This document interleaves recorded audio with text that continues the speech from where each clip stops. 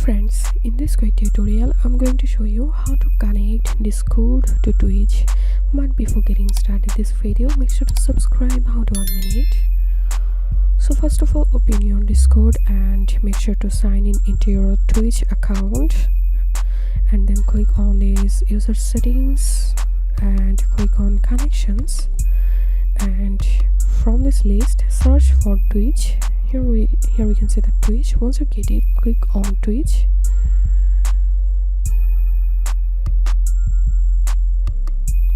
and here we can see I have successfully connected my Discord account to Twitch. If you have any questions, feel free to post in description. If you think to see more WordPress videos, please check the links in descriptions. If this video helped you, give a thumbs up and please consider subscribe. How to 1 minute. Thank you for watching.